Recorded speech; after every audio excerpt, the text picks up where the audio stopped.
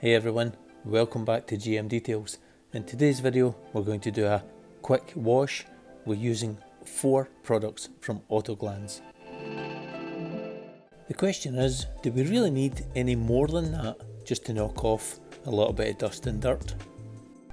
Now for me, a quick wash isn't about cutting corners, so I'm still going to use my safe wash method of using a rinse bucket, wash bucket and the wheel bucket. Paste is a pH neutral snow foam, been around a number of years now, and I still think it's got one of the best cling times for a snow foam, allowing that dirt to be softened underneath it. So while that's dwelling, I'm going to make a start on the wheels. As it's a cloudy day, there's not much chance of it drying too quickly. Here's a little tip to help your snow foam lands. If you've got a bucket of clean rinse water, dip the pickup tube from the snow foam lands into the water and flush it out. Give it about 10-15 seconds and that'll help prevent it from clogging up.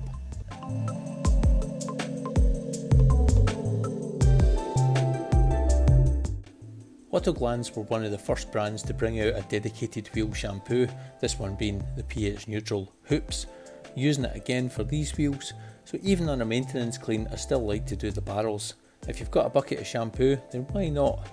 A quick clean of most alloys shouldn't take much more than 5 to 10 minutes each.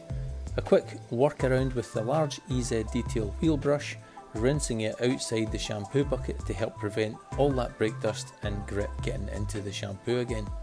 Rinse the wheels down, including the barrels, and the face of the wheels gets a clean with a microfiber wash mitt. This one's got a thumb shape on it to make it a little bit easier getting around the spokes of the alloy, but mostly I prefer to use them just as pads. Another quick wash tip is to clean the back wheels of the car first, as they usually have less contamination on them, as the harder working brakes on the front wheels usually leave more brake dust to clean off. Once the wheel faces are clean, use the pad or a brush, whatever you've used, to give the tyres a clean with the shampoo, as if you've got a long lasting tyre dressing on like I have here, just helps to refresh the look. This one is the SiO2 ADBL tyre dressing. A very quick look at the results, and for a maintenance clean that's taking roughly 5 minutes, I'm happy to move on to the next wheel. If you're really short of time, you could leave out the cleaning the barrels, but I don't like to leave them too long personally.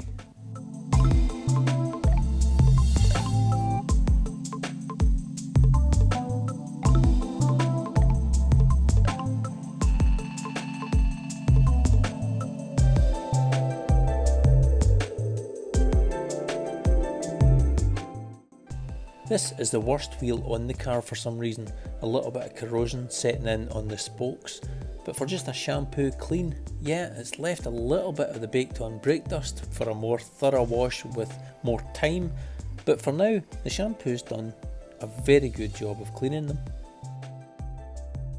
After cleaning those 2 wheels, I'm acutely aware of the foam has been dwelling for over 10 minutes now. So before I start on the next 2 wheels, I'm going to rinse this snow foam off.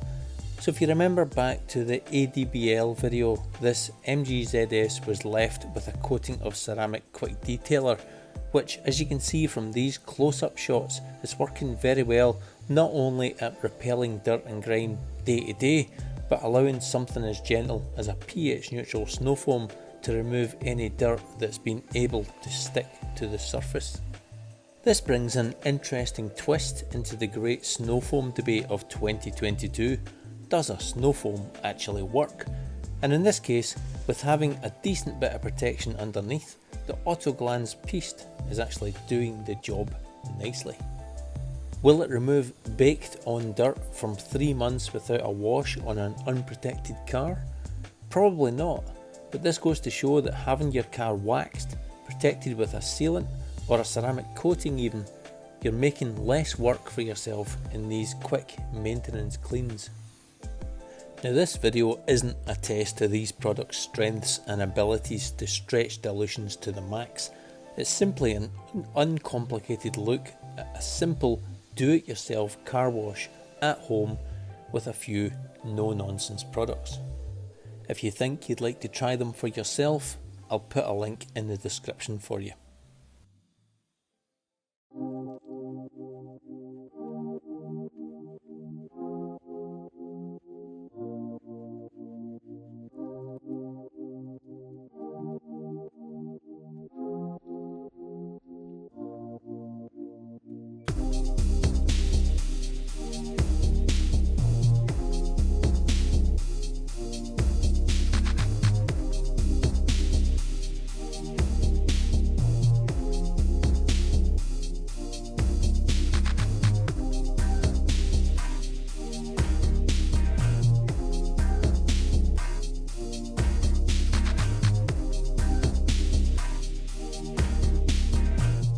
For the contact wash, then it has to be pure.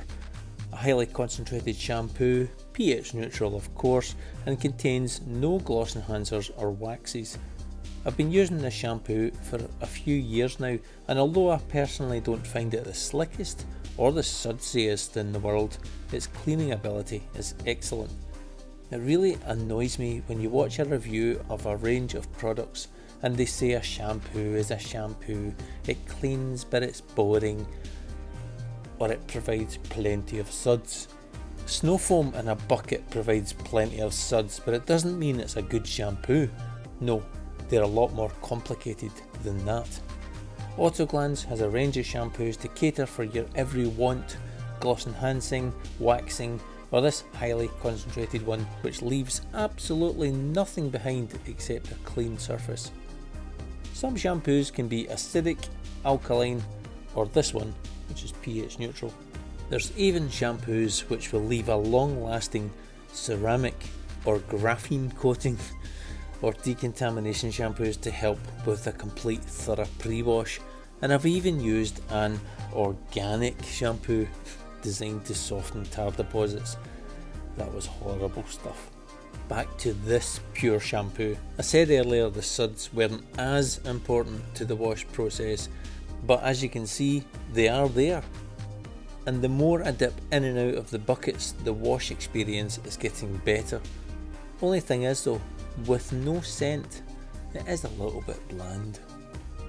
If you're wondering what wash mitt I'm using here, it's part of a new budget accessory range from our website called Cars and Donuts. It's part of the Leather Repair Company group.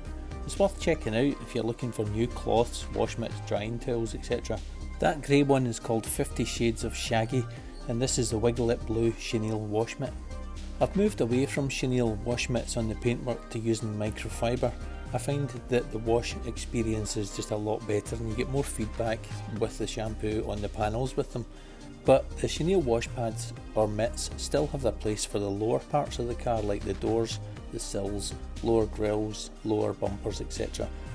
Even in wheel arches, especially in this car as the arches are so visible.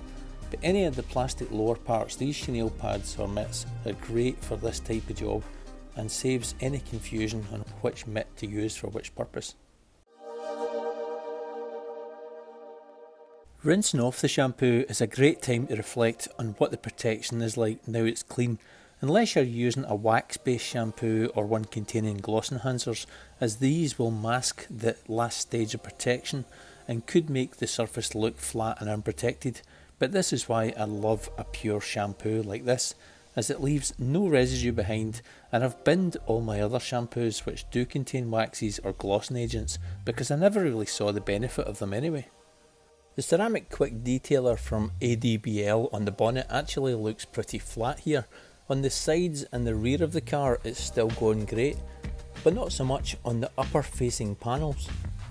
I wasn't going to top up this protection after this wash, but now as the bonnet is quite flat, I can show you something I've been asked a few times. What is a drying aid?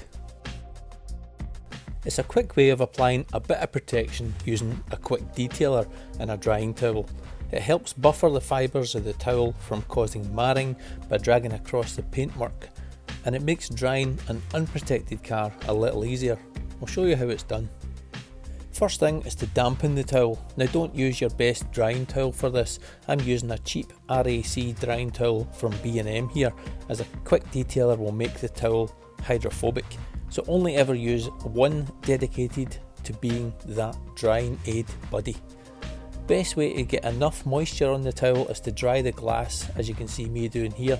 Don't worry about streaks on the glass at this point. It's important you get the towel just damp enough but not soaking wet. Next, apply a few squirts of quick detailer to the towel to prime it and a couple to the car while it's wet. Now you can use whichever method of using the towel you like. The only method which doesn't work here is patting it dry. The quick detailer won't do a thing in this instance.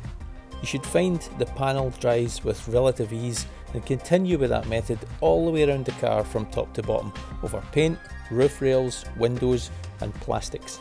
Personally, I avoid doing the windscreen, but it's your choice. Here I've run the towel down the driver's side and you can see how easily it absorbs the water and lays down a little protection and gloss as you go. Now this quick detailer is called Smooth Velvet.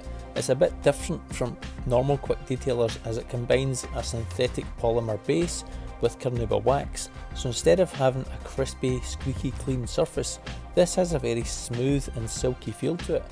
Completely lost in white paint unfortunately.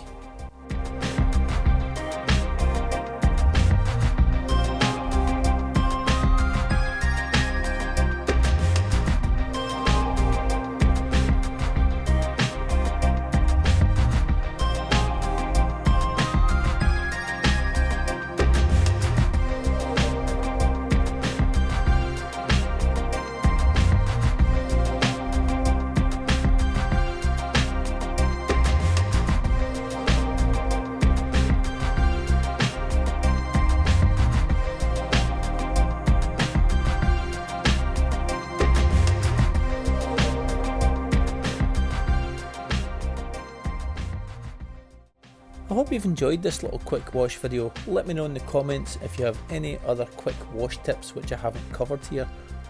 There's a new thanks button below this video. If you feel the video deserves a £1 or £2 for maybe a flight to the Bahamas, feel free to donate and I'll have a great holiday. Thanks for watching, take care and I'll see you on the next one.